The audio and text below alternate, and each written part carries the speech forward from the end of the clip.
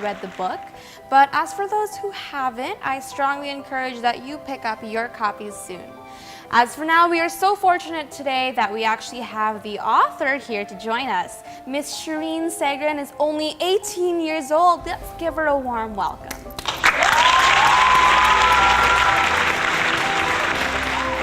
So Shirin, how are you doing today? I'm good, thank you. How are you? I'm good, thank you. And this is your first book, right? First one, yep. Oh, is that exciting? Tell me about it.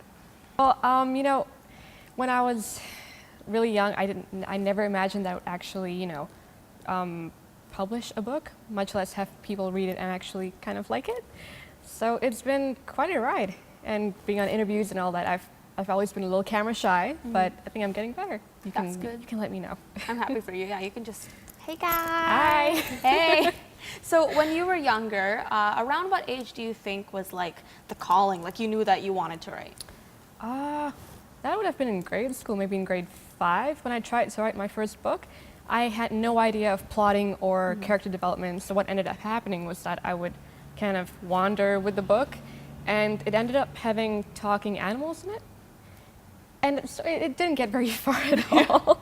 Yeah, that used to be always my thing too, because when I was writing as a younger kid, I would always write about talking animals. Like I'd be like, I'm gonna make this so action-packed and it's gonna be so intense and there's gonna be battles and hardcore combat. And then every single chapter was about like a talking flying panda, and it was just, I don't even know, it wasn't even as action-packed as I thought, because talking pandas.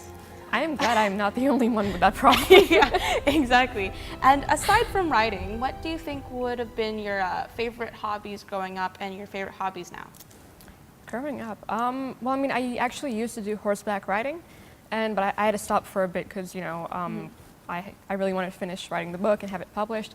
I would like to return to that for sure. Reading is always, I love reading. Drawing, watching TV shows and getting sucked into fandoms. I feel your pain.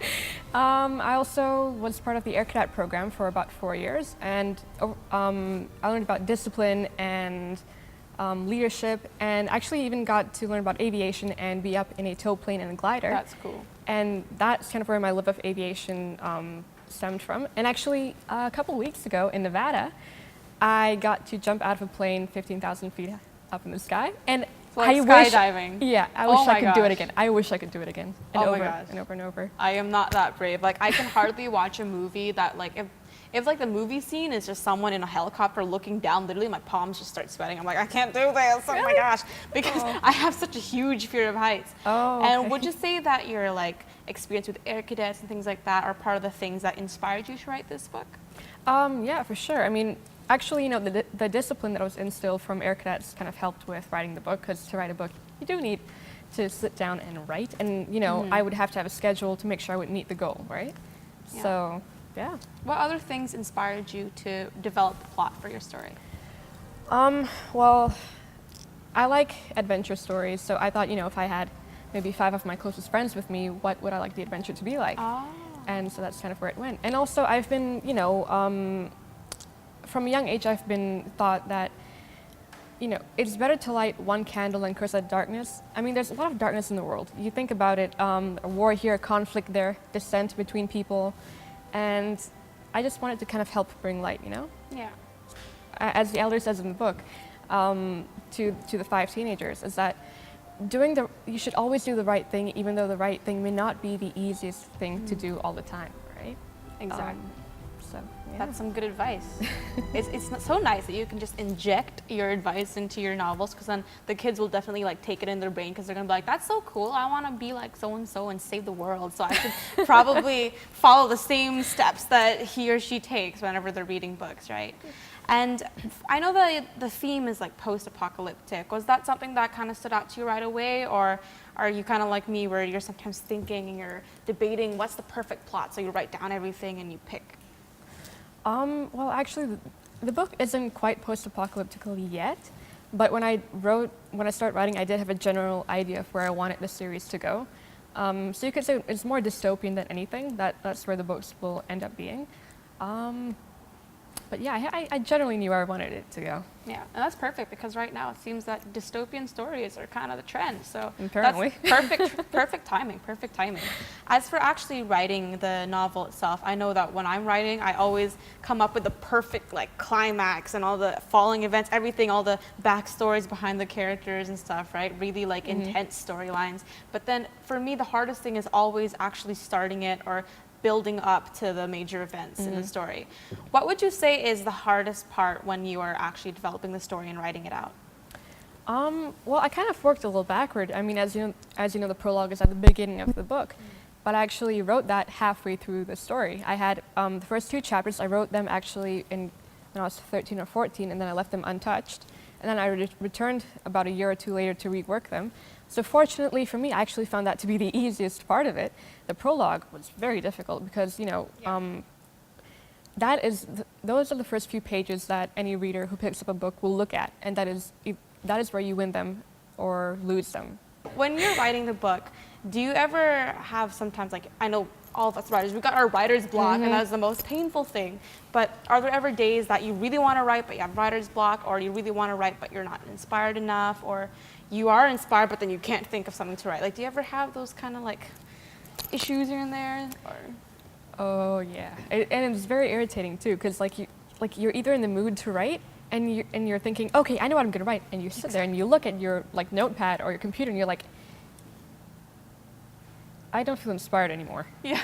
And that's very annoying, especially because during the last year or two, during the last year before the book got published, I set a schedule for when I wanted the book to be out and all that. And so I would actually have a schedule and set goals, as in like how many pages will I have written by like this week, and if I don't have it for this week, I'll have to make up for it, work harder, right? And so some days I just couldn't write. Oh yeah. But in the end, I'm very happy with the final product. That's good, yeah. Like I would always, whenever I was writing before, I would always like my thing, and then when I'm proofreading it, I end up scrapping like most of it and even all of it at one point. I scrapped the entire thing and had to rewrite all over because I'm just like, it can be so much better than that. Anyways, we were gonna be back with Shirin and talk more about her book writing adventures and of course the adventures of her characters herself here on eveRIAthing.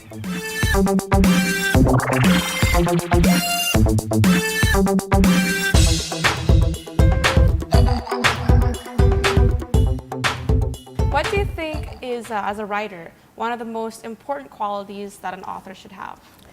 Well, you know what? You need to have a sense of vision of where you want your book to go, right? If you don't have that vision, obviously you're not going to have a book.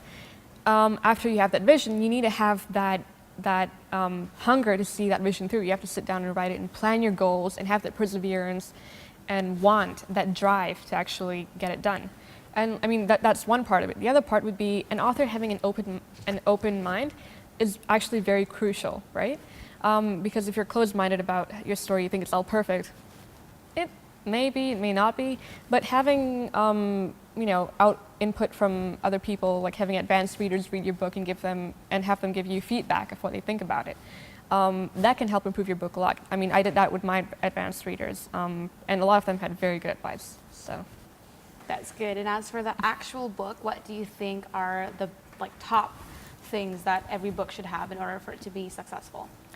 That's a bit of a tricky question because, you know, you have different types of books. You have fiction and nonfiction, and then in fiction you have all the different genres like romance and action, adventure, sci-fi, thriller. So I don't think you could always apply the same methods to an adventure book as you would to maybe a completely romantic one. Yeah. But generally, I would think that, you know, having a really good plot and having really well-developed characters, that is key. And not only that, but having, like, you know, the right pacing for your kind of story, the right setting, making sure you can draw the readers in, and the dialogue too. I think the dialogue has to be believable. I mean, if you can laugh with the character or cry with the character, then I think you've got a pretty solid book on your Yeah, hands. someone relatable. Like if I'm reading or watching a movie, something like that, and one of the characters is like extremely socially awkward, I feel like I know them on a first person basis. Like I just emotionally connect with them, you know? Yeah. And as for the negatives, what do you think are the no-nos when you are writing a book? Like, is there something that any writer should avoid? Well, one, and I guess would be an amateur mistake that I learned quickly enough, would be diving headfirst into a complex story without actually planning it out. Exactly. That would be like kind of in the first book of Harry Potter, that would be like throwing in everything from all 7 on the first page. Yeah. And being like, you gotta do all of this, and then the story's gonna end. People are gonna be like, what? Like, who's Voldemort? Who?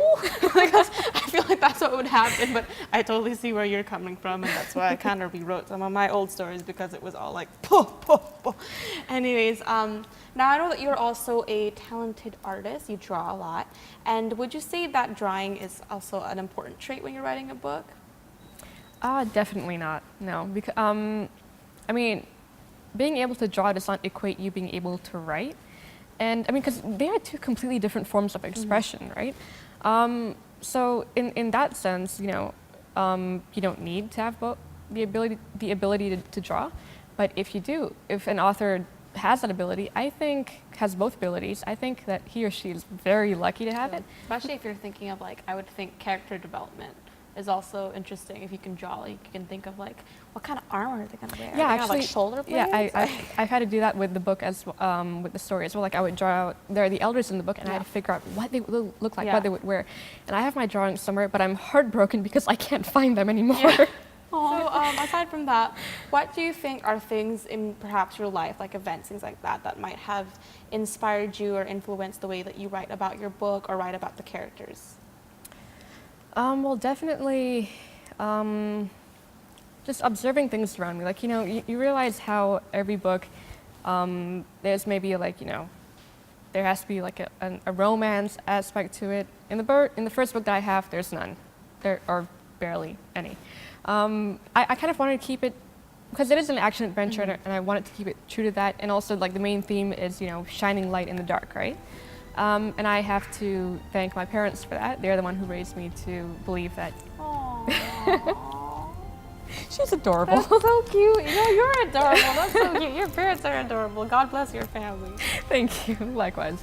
But yeah, so I really have to attribute my parents for raising me that way and thinking that if you can help, if there's anything you can do to help, do it, right? And that's kind of what I'd like to do with the book.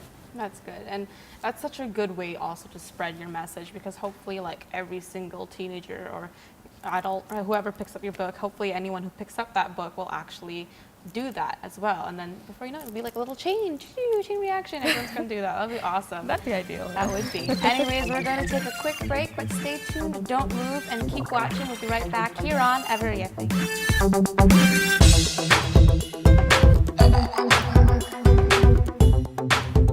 Hey everyone, welcome to eveRIAthing. I am here with a talented 18-year-old author, Shirin Segran, and we are actually put to a challenge by our crew, and they gave us this piece of paper with a sentence, and the 2 of us have no idea what's about to happen. We have no idea what is on that paper. Our lives are in the hands. Yeah, our lives depend on this paper. Oh my goodness, I'm nervous.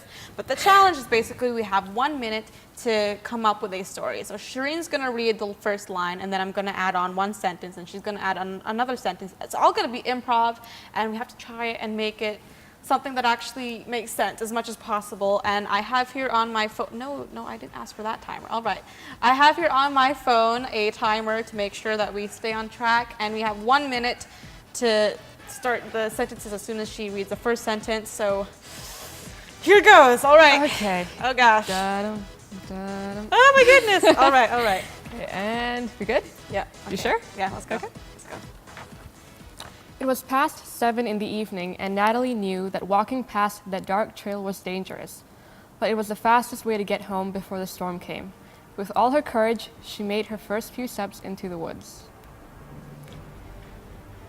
Natalie was walking throughout the woods until she heard a twig snap. Gasping, she spun around, eyes wide. She met eyes with a very scary creature, eyes glowing red. It advanced towards her, threateningly. She started to pick up the pace, feet crunching through all the leaves in the woods. The creature started to pressure. The creature started to run after her, growling and snarling. It sounded as if there were children screaming as it growled.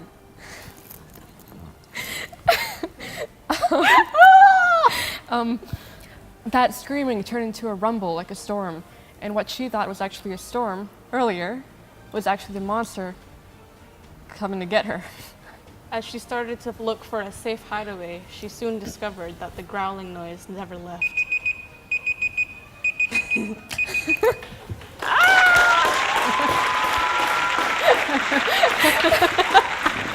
Yay!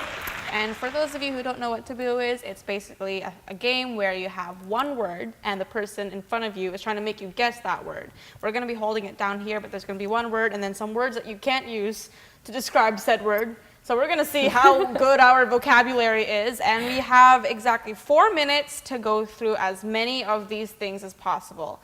And we're going to time it here in my phone. So hopefully we get this right. Yeah. Do you want to go first so I can Sure. so I can time it? I hope I don't hold it upside down.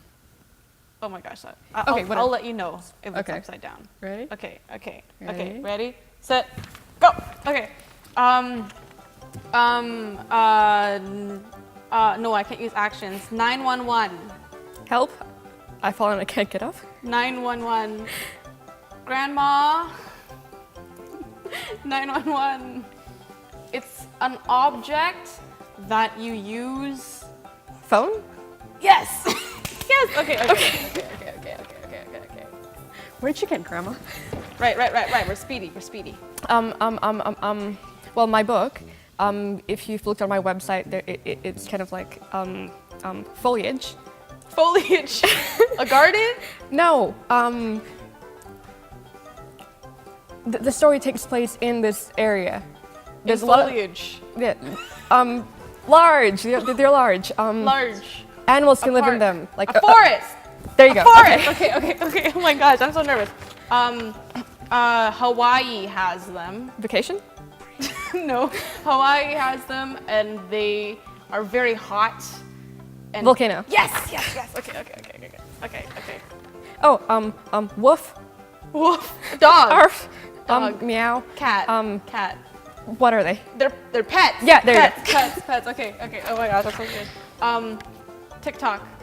Clock? Yes. Okay. Oh, I have fallen head over heels. In love? Crush. A genre of A genre. Romance. There you go. Romance. Orchestras use them. cello, No, it's a tiny version of a cello. violin. Yes. Oh my gosh, my fingers are fumbling. It's part of your arm. My elbow. There you go. Shine bright like a blank. Diamond. Yes. What I wrote. No. What I am. An author. But what is an author? A writer. But what do they? They write. They write books. It comes in a cocktail. It's a food cocktail. A mini umbrella? They serve them in little rings. You have like ring cocktails and Oh, a shrimp? Yes. Okay. It's a huge body of liquid. An ocean. No, The sea. It falls. Falling no, liquids. I messed that up. A typhoon? A tsunami? People can go down on them. It's dangerous. Whoosh. An ocean? A whirlpool? A sea? A trench? A ditch? No. A bathtub? A toilet? A huge bath. What happens to a bathtub when it's full and you like? You drain it. A No, drain. and you sit there and it overflows. It floods. Think of that in an A flood. in an environment from up above. From. I can't just See the ocean? No. The Little Mermaid. No. Opposite of trout. Trout lives in the opposite. The liquid will pour down very quickly. Water. Rain. Rainfall. You had part of it. You had Tea. Water. It is found. It could be found in like a forest. Water. Yes. Rain. Rainforest. Rainfall.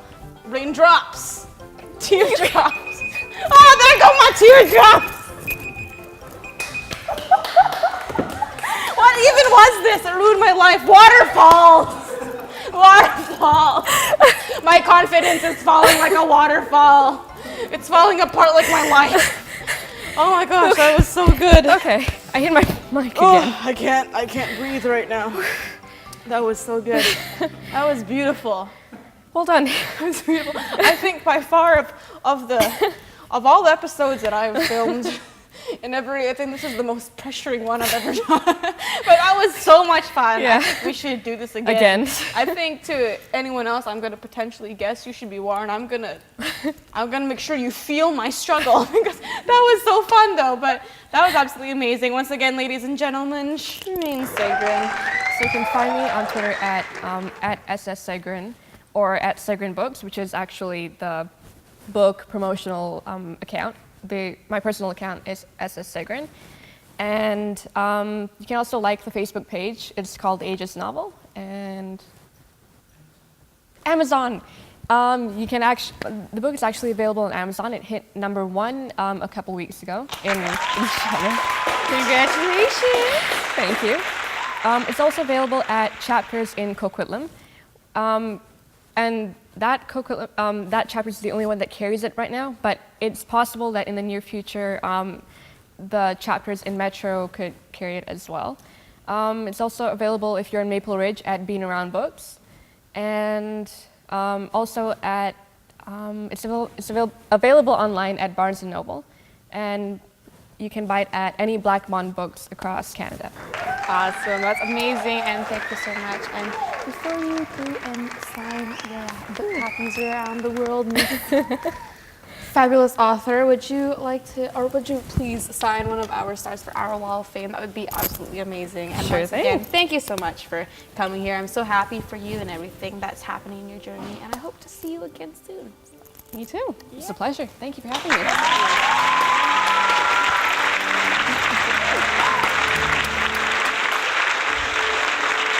Thank you so much once again, Shirin, for coming in. I'm so happy for you and proud of everything that you've done. And I hope that, of course, all the followers here will also follow you. And I wish you the best. Thank you very much. Oh, thank you.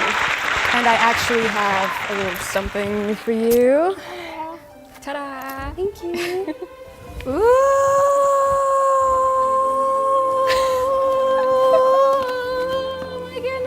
I am halfway to being a super fan already. Look at this. You can buy this book available on Amazon or at any Black Bond Books retailer across Canada.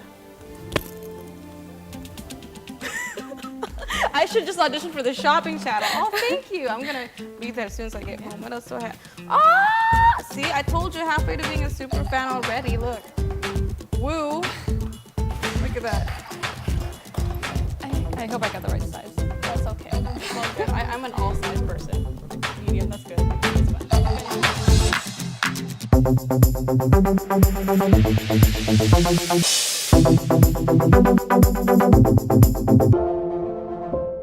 That'd be great. Well, on Twitter, you can follow the actual book, which is at. I can't talk right now. I'm so sorry.